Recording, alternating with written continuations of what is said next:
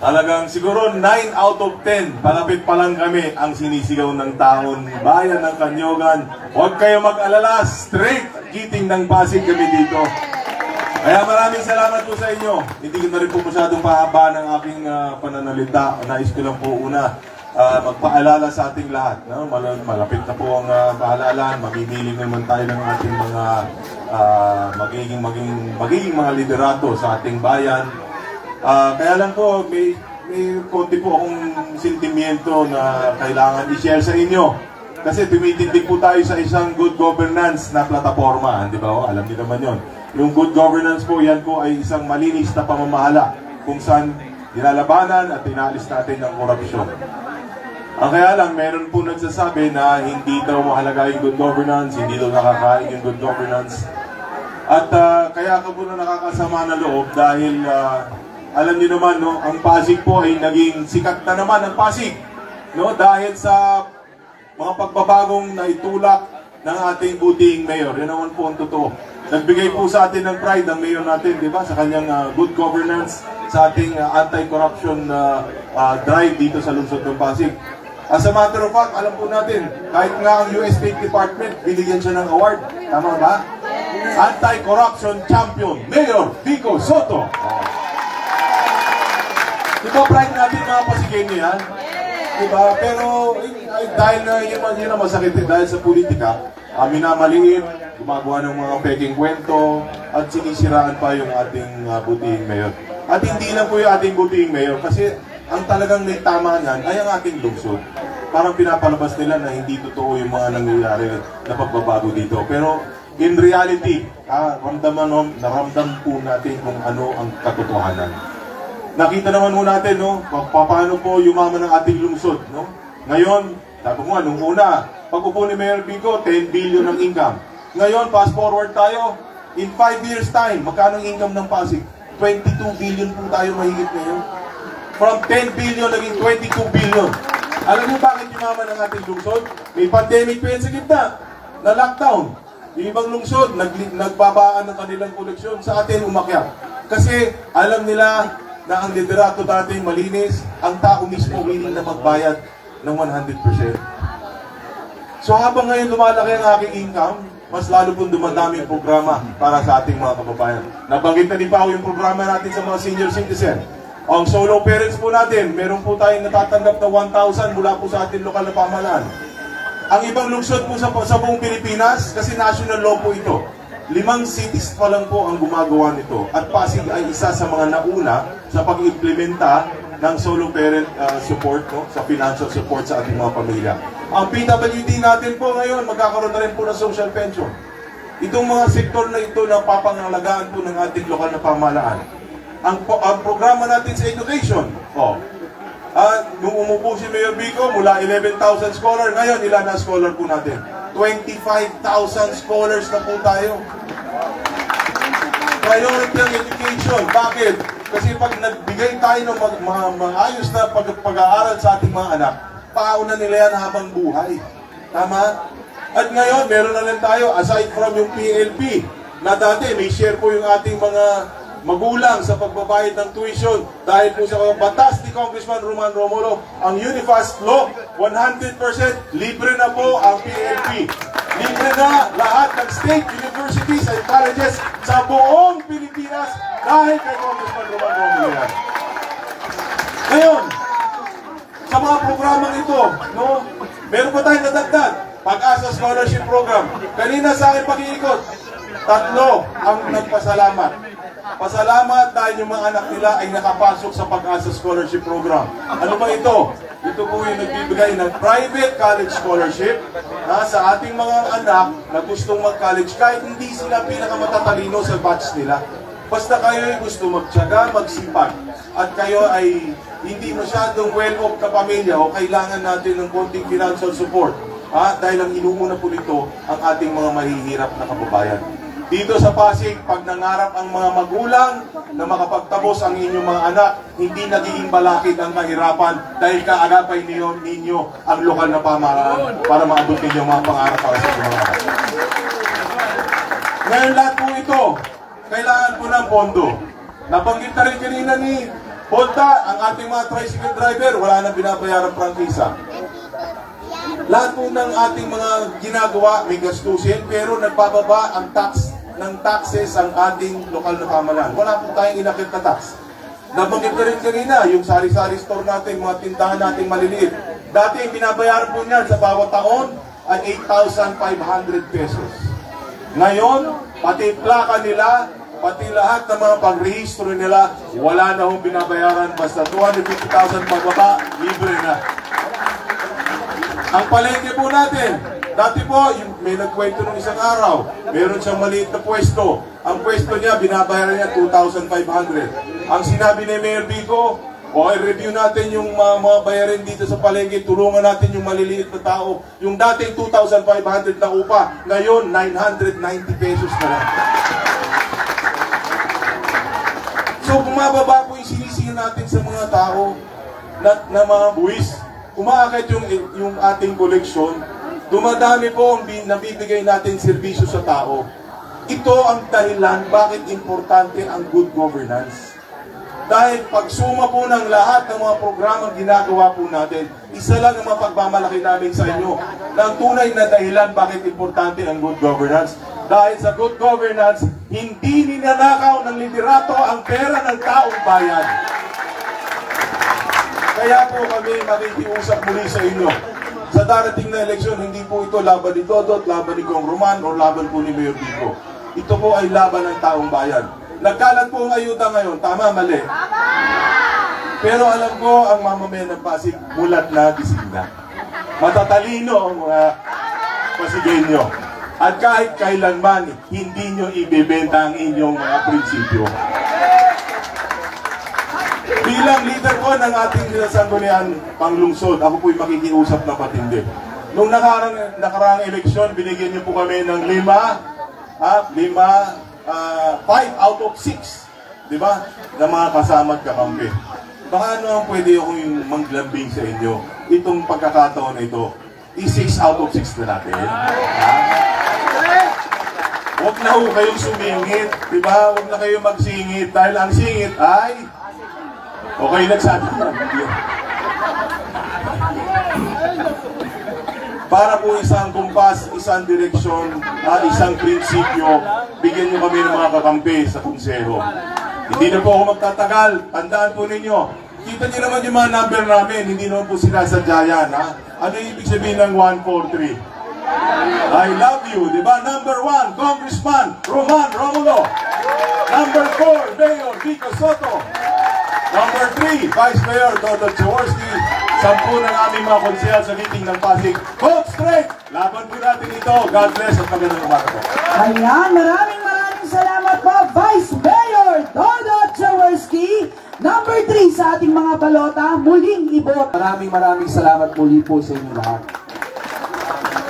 Pasensya na po kung medyo sa mga panahon na ganito, medyo maingay kami pumapasok. Kasi ito po yung campaign period eh. So medyo marami kami, may sound system pa. So minsan, niisip ko nga kung nabubulabog namin yung natutulog. Pero pagpasensya nyo na po dahil gusto rin po namin kayong makausap. Kasi sa totoo po, no, dito po sa Canyogan, actually sa lugar pa lang po ninyo, pagpasok ko po dito, actually, unahin ko na po, noong 2019 o earlier pa, nung pumiikot rin po ako dito, baka mas maaga pa, meron po ako nakilalang bata dito na matalino talaga. Parang siya yung mga gifted children natin ng lungsod ng Pasig. Ngayon po, pagpasok ko po ngayon dito, una ko pong nakilala, sa labas pa lang, isang estudyante na laging contestant sa mga quiz bee sa mathematics. Kaya nakakatawa po. Pagdating ko po banda dito, may nakausap rin po akong magulang. Yung anak niya, magna cum laude naman po. Yung dati ko po nakakausap na magulang dito na gifted yung anak niya. Sabi niya sa akin, nasa UP na po, 5th year, engineering ang kinukuha, may Latin honors pag nag-graduate. Kaya matutuwa ka po, talagang matatalino po ang mga anak natin dito eh. Kaya dito po sa ating lungsod, talagang alam natin na ang Pasigenyo mabuting tao, mahusay na tao, at intelihenteng mga tao. Nag-iisip po ang mga taga-Pasig. Kaya sa totoo, yung sinasabi nga ni Vice Dodot kanina, kahit sa pumunta naman talaga, sinasabi lagi, straight gating kami. At dahil po doon nakakatuwa talaga. Kaya sana po, ay tuloy-tuloy yung pagtutulong. Kasi malayo na po ang narating natin. Pero malayo pa ang mararating natin kung magkakasama tayo. Alam niyo po, makwento ko lang sa inyo, pinamimigay ko naman yung pink na pamaypay na yan, na nakasulat naman po dyan yung mga batas na nagawa natin, yung mga nagawa natin. Pero siguro kahit papano, makwento ko rin sa inyo yung mga ibang batas, kahit isa lang, isang batas na nagawa natin, hindi ko na iisa-isahin lahat, para at least alam po ninyo yung mga ginagawa natin sa Kongreso. Pag isa-iba-ibang focus po, naisip ko, pipili ako ng isang batas, yun ang kikwento ko. Pero dito po, rin naglalakad rin ako, may nakausap rin po ako na isang nanay, na yung anak niya ay malapit na magtapos bilang isang psychologist. Alam niyo po, napakahalaga po ng psychology sa ating lipunan, bilang sa Pasig. Meron po akong isang batas na ginawa, batas na po siya. Ang pangalan po niya ay Inclusive Education Act. Ano po ba ang Inclusive Education Act? Yun po ang sinasabi niya, yung mga batang may disability na pumapasok sa mga paaralan ay dapat matutukan natin at mabigyan ng tulong. Sasabihin niyo po, Congressman, matagal na natin ginagawa yan. May SPED classes tayo. Pero alam po ninyo, yung SPED schools natin, maganda naman po yan ha. Yung mga teachers yan, talagang grabe po yung dedikasyon. Pero pag usapin po ng batang may disability, hindi po sapat na DepEd lang ang namumuno. Hindi sapat na ang ginagawa lang po natin doon ay academics. Ang kailangan po natin doon ay meron din mga dalubhasa sa medisina. Kaya sa bagong batas po na ginawa ko, ang sinulat ko po doon ay kailangan ang magkakasama na Department of Health, Department of Education, TESDA, DSWD, at DOLE. Kailangan po multidisciplinary team. Bakit po? Kunyari po yung bata may autism. Kahit kung may autism po yan, ipasok po natin sa SPED o kung ano mas eskwelahan. Matuturuan po ba? Dalubhasa po ba ang teacher doon? Kailangan po niya talaga ng medical advice, medical na guidance. Pag pinag-uusapan po ay autism, ang kailangan niyo po, developmental pediatrician. Ang problema po, sa buong Pilipinas po, 99 lang ang developmental pediatricians. Sa sobrang konti po niyan, alam naman po natin ang totoo. Sa mayaman po, mauuna talaga makakuha niyan. Paano po yung nandun sa DepEd school natin? Para sa isang magulang po, na merong anak na may disability, ano po yung kinakabahan siya? Pag namatay siya, paano yung anak niyang may disability? Kahit may kapatid yun, syempre may iba rin mga problema yung kapatid nun. Kaya para sa isang nanay o tatay, pinaka-importante, paano yung anak niyang may disability? Kaya importante po yung bagong batas na ito, kasi binibigyan natin ng developmental pediatrician, occupational therapist, physical therapist, lahat po ng mga dalubhasa, kina-cluster na po natin, pati psychologist, sa isang lugar. Para masigurado po natin kung ano yung karamdaman ng bata, baka naman pwede nating mabigyan ng solusyon. Lalo na kung yung problema po ay pandinig lang, hindi lang nakakapagdinig ng mabuti. Kung nandun po siya at may DOH, mabibigyan po siya ng hearing aid. Hindi na po magtatagal. Kinikwento nga sa akin ni Mayor Vico kasi ginawa nila Mayor Vico, kwento ko na rin po, hindi naman kinikwento to Ginagawa nila Mayor Vico ngayon sa mga paaralan natin, pumunta po kayo. Meron po dyan full blood test. Meron dyan eyesight test. Meron, di ba? May ginagawa. Hindi na nila kinikwento yan, sa totoo. Pero ginagawa po yan. Sa lahat. By next year po, buong K-12, meron na po yan. May x-ray, yung lahat po yan. Tapos dadagdagan ng auditory. Bakit po? Alam niyo, meron tayong mga bata na nasa grade 4, grade 5, grade 6. Akala nila, tinignan nila ba't mababa yung grade? Alam niyo po ba bakit mababa lang ang grade? Hindi po dahil mahina. Pero sa totoo, hindi pala makarinig o hindi makakita. Malabo yung mata. Kaya ngayon, yun ang ginagawa nila, hinuhuli na nila maaga pa lang. Pero may ginawa tayong batas na ang gagawin po talaga, yung DOH, papababain na rin po natin buong buo para wala pong batang Pasigenyo o batang Pilipino na may iwan. Kailangan po gawin natin lahat para masigurado natin maalagaan natin ang batang Pilipino, ang batang Pasigenyo. Meron, ang kwento nga sana po dito yung ALS eh. Pero nabanggit sa akin ng isang magulang, yung anak niya, Latin honors na, pag-graduate na rin ng psychology. Kaya binalikos dito sa batas na ito. Isa na lang po gusto kong banggitin.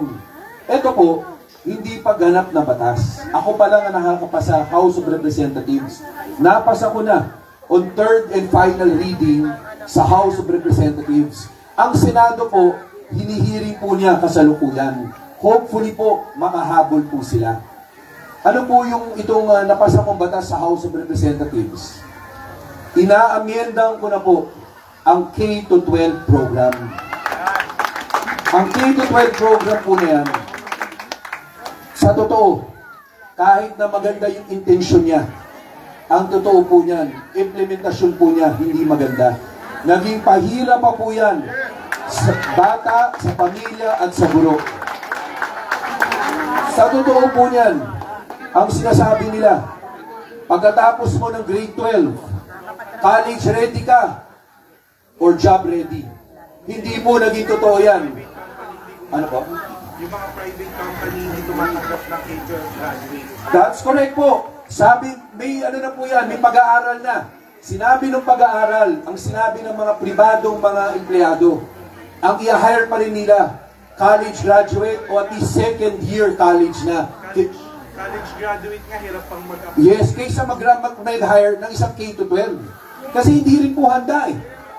So kung hindi rin handa, ayusin na po natin. Sa academics po, ito po yung tutorial sa academics. Di ba may 4 na track? Pagkatapos na 4 na track, pag pinili mo academic, may strands pa, napipiliin ka. Depende ngayon po kung ano yung strand mo. Kasi meron mga colleges and university na engineering. Pag hindi ka nag-STEM, dadagdagan kanila ng mga subjects pa. Kasi hindi ka nag-STEM.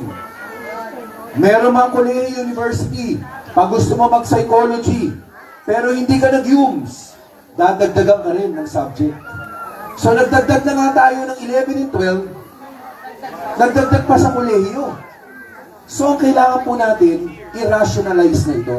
Ang sabi ko po sa pinasa kong bill sa third and final sa House, ganito na lang po gawin natin. Ang sabi ko, tanggalin na lahat ng track, tanggalin na lahat ng strand. Wala naman po yan dati. Kung gusto mo magkolehiyo, tanggalin na rin po yung 31 subjects. Ngayon po, 31 subjects na tinuturo. Tapos may dagdag ka pa sa kolehiyo. Ang sabi ko, huwag na 31 subjects. 8 na lang.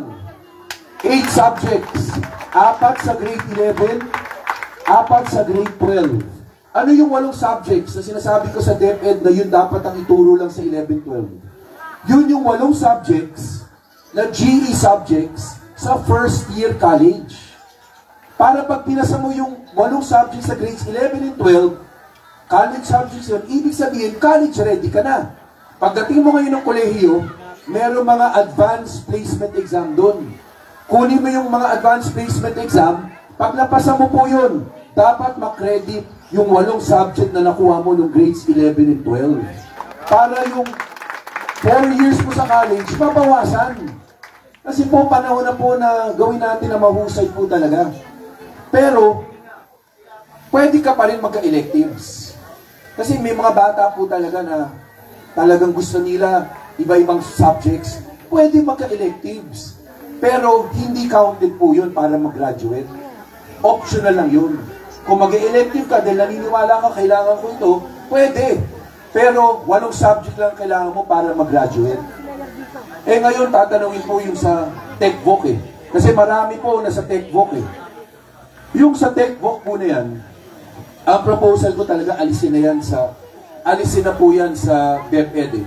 Kasi hindi naman po yan yung core na responsibility ng DepEd. Ang sinasabi ko nga, ibalik na natin sa EBET, yung Enterprise-Based Education and Training.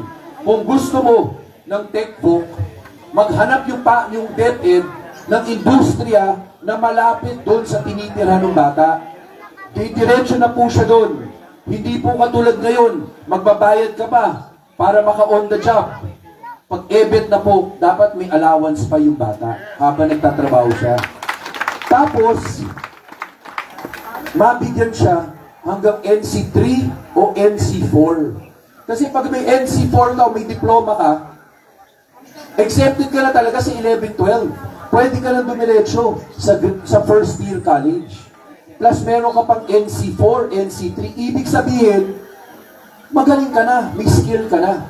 Ngayon po, tanong niyo sa mga anak ninyo na nasa, o sa mga teachers sa mga school natin, TechVoc, ang binibigay lang po doon, karamihan, NC2. Konti lang po ang NC3, karamihan NC2. 60 to 70%, o 70 to 80% NC2 pa rin. Ano po ibig sabihin ng NC2? Tama, pero ano ibig sabihin po niya sa Philippine Qualifications Framework? Entry level, that is correct. Ang description po ng NC2, may skill na yung tao, meron na siyang kakayanan. Pero hindi siya pwedeng iwanang mag-isa. Kailangan pa rin po may nakabantay sa kanya dahil hindi na kaya mag-isa yung trabaho. Paano naging job ready yun? Kasi sa totoo, alam niyo, baka naman parte rin kultura natin eh. Tayo kasi po sa totoo, siguro habang lumalaki tayo, napapagsabihan tayo ng mas matatanda. Tama naman po ito. Tama sinasabi nila, mag-aral ka mabuti. Magtapos ka ng high school, tama po yun. Sabi nila, magtapos ka ng kolehiyo, tama pa rin po yun. Magtapos ka ng abogasiya, engineero, doktor, tama po yun, maganda lahat yun. Pero ang problema, habang sinasabi po natin yun, minsan, na-equate po natin ang degree sa dangal ng isang tao. Pero alam natin ang totoo, walang kinalaman ng edukasyon sa dangal ng isang tao. Kahit hindi ka magtapos ng high school, pwedeng marangal at dangal kang tao. Kasi yun po, napoporma po yun ang karakter mo. Kung paano ka lumaki. Maganda po mag-aral hanggang ano, pero aminin natin totoo. Marami tayong problema ngayon, pati marami po.